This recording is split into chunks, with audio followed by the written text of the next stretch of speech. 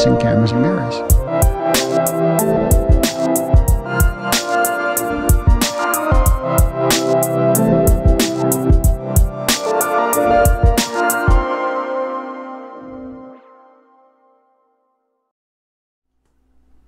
Oh, hello, it's your boy, Auteur Deluxe. Today, we're finally doing it. Tonight, we're finally doing it. Midnight Cowboy, my all-time favorite movie. In honor of that, I'm filming this at midnight. Rest in peace, Chris Hardwick. Yeah, at midnight, at least that's what I'm going with, because I almost punched a hole in my green screen. I cannot figure out how I want to do my background right now, so this is what you get. Midnight Cowboy, it's my all-time favorite movie. I have lots of movies that come very close. Krisha is very close to being my favorite movie. Waves is very close to being my favorite movie. Killing of a Chinese Bookie, Woman Under the Influence, RoboCop, Christmas Again. These are all very close to being my number one all-time favorite movie, but there can be only one, and for me, that's Midnight Cowboy. It's the best movie I've ever seen. It's my favorite movie of all time. It's a perfect movie in my opinion. And it's just great, and today I want to finally discuss it and review it. This is your spoiler alert. If you haven't seen Midnight Cowboy, you really should see Midnight Cowboy.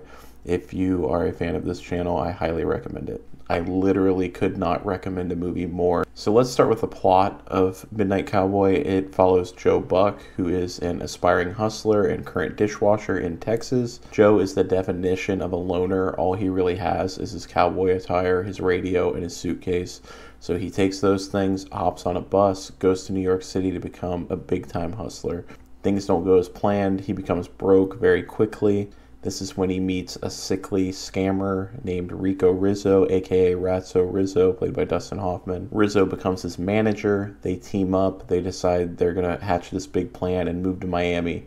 Things don't go as planned, and they go from bad to worse. This film really just highlights their struggles and their hardships as they're trying to make it and just survive. It's a pretty straightforward buddy film on paper. Rizzo and Buck forge a great friendship, probably the best friendship I've seen in any film ever. Joe's naivete and optimism kind of bounces off of Rico's sliminess and like his scamming ways and his down-to-earth ways. The friendship is really the engine that drives this film. As Rizzo gets sicker, Joe's love and compassion as a friend for him kind of shines through. Caring for Rizzo gives Joe a sense of belonging that he lacks early on in the film. Joe's whole cowboy persona is really just kind of a facade and a shtick and a thin veil for his fucked up upbringing and his trauma in his childhood. Schlesinger shows this with weird flashbacks and little vignettes that allude to his upbringing with his grandmother, who appears to be very promiscuous, and this severely affects his sexuality, his relationships with women, his intimacy level with women, and also with men.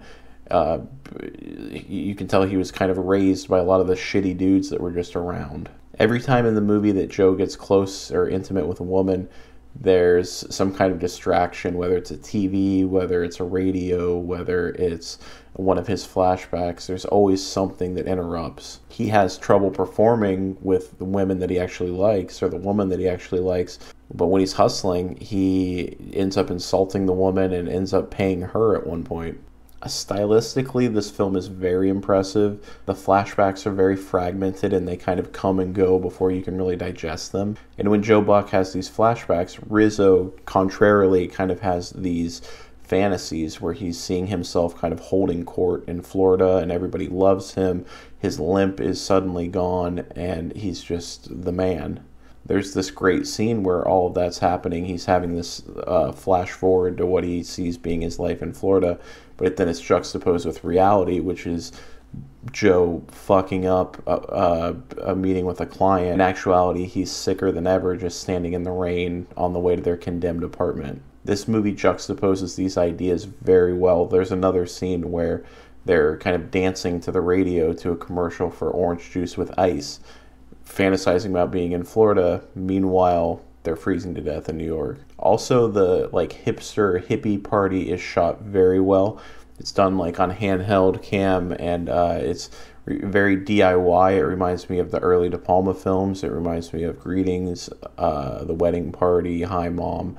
and it just gives a different perspective, like an outsider perspective on this friendship. You've got Joe Buck kind of buzzing around, being funny. They're both high at this party, obviously, but Joe Buck's just kind of goofing off, and Rizzo has this like 1,000-yard stare directly into the camera. This is the shot that I use in my intro. And even aside from the cinematography and the way the film is made, it's just aesthetically pleasing by itself. The color palette is great. I love the neon signs. I love the vintage 60s New York everythings. The wardrobe is great. Buck has these very loud cowboy shirts that really work. Even Rizzo is like dripping at some points. He wears like this purple suit and then that white with red undershirt initially when they meet. The performances are great. Jon Voight is so good as Joe Buck that I kind of refuse to see him in anything else. I try to avoid other movies with Jon Voight because of this.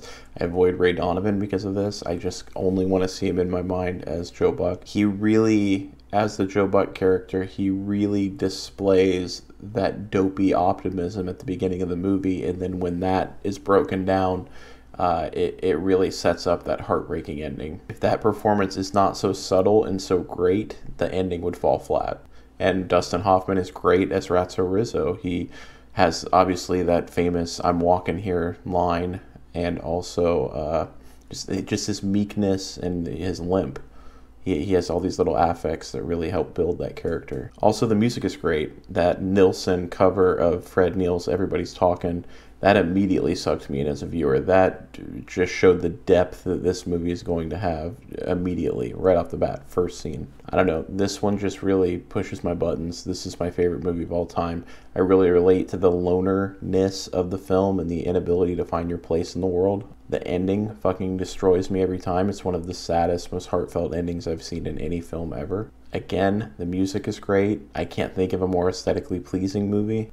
I can't think of a better friendship on screen. I can't think of a better score. I can't think of a better wardrobe, a movie with a better wardrobe. I love the setting. I love the era. I love the flashbacks. I love the emotional weight of this movie. I love the flashbacks and the little art house fragments, like when Rizzo is kind of taunting Joe Buck initially in the subway, and it's just this surreal moment that didn't really happen in the film, or didn't really happen in reality, but it happens in the reality of Joe's mind in the film. This is just a great movie. I can't think of a better movie. So that's why Midnight Cowboy is my all-time favorite movie. Thank you. Stay hydrated. Have a great night.